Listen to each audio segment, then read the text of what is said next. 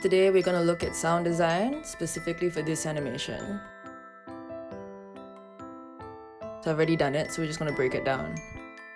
But first, let's just have a look at the animation, see what we're trying to achieve. Alright, so we got our title, this weird man, this floaty logo, siren creatures, transition into a digital world, our service to mankind, and a transition into our world. Okay, let's do this in steps. Sound of the tape, sound of the text coming in.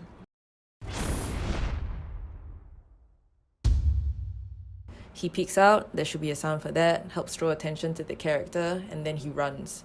So he runs on concrete ground first, and then later he runs on the road. So two different types of running sounds. And the levels are also adjusted slightly depending on how close he is to us, the audience.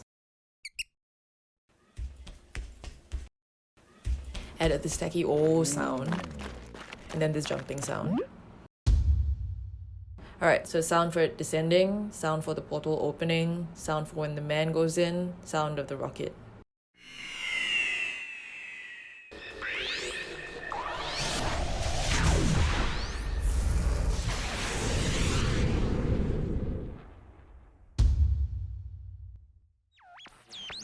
So these are just sounds that I assume they make.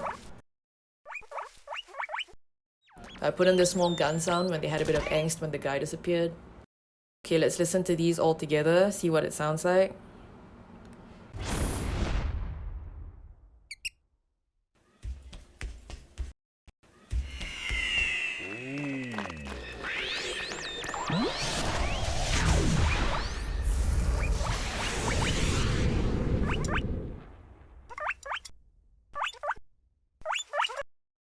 Okay, now that we're done with our main kind of character type things, let's move on to Atmos. So this is your environment sound. So let's have a look at the animation again to see where we need to play up the Atmos. Okay, this entire first scene on the street, that needs some sound. This digital world coming down, that also needs some sound. So street first. Empty street, no one's around, so we have a park sound effect. Put in a dog barking. Put this bird sound in just for my own amusement. It's the sound of the Singapore 6 AM bird. And from the beginning of the video, we already see these flashing police lights. So add some sirens. So the park Atmos, you want to continue that until the environment changes. The rest we stop pretty early on because we want the sound of the main elements of the animation to stand out. Right, so here the world transitions, the sound changes. Add some typing sounds. Okay, so these are my movement sound effects.